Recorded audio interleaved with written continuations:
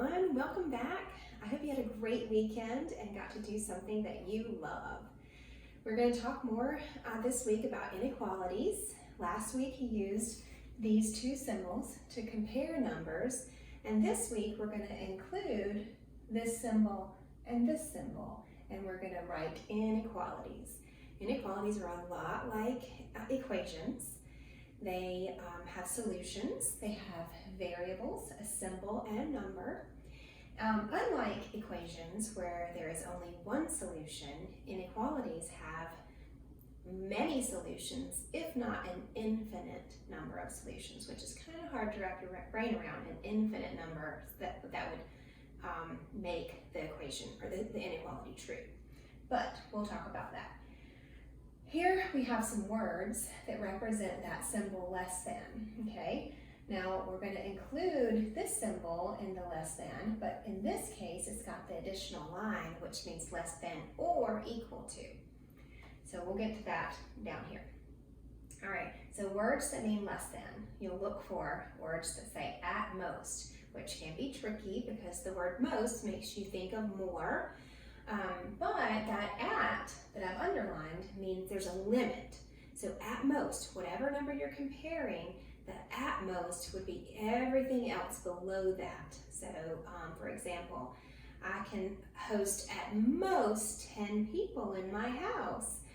So that means that 10 would be the limit, and everything below would also work, but nothing above 10. So then there's no more than, which you see the word more, and a lot of times people want to say, oh, greater than, but the no cancels out the more, which makes it less than, okay?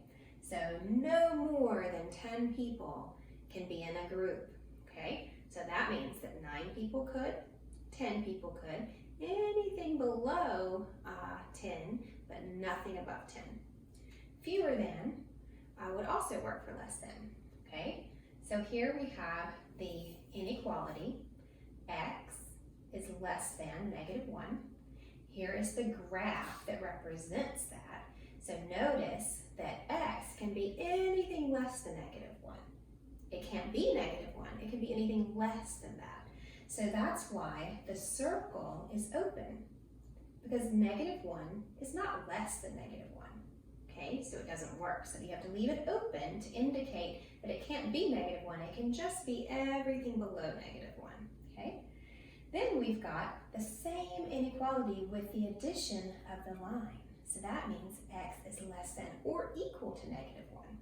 And the way the graph changes, look, same direction shaded, all those would be solutions, but there's a closed circle. The closed circle says that, yeah, -1 is less than or equal to -1. So that is graphically the way that it would represent this inequality. Over here we've got greater than, and it looks like this. Remember, the bigger side, left to right, is open towards the greater number. And here we are with greater than or equal to. So here's some words.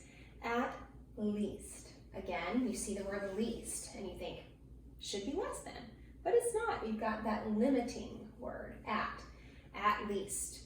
We can have at least 10 people join us.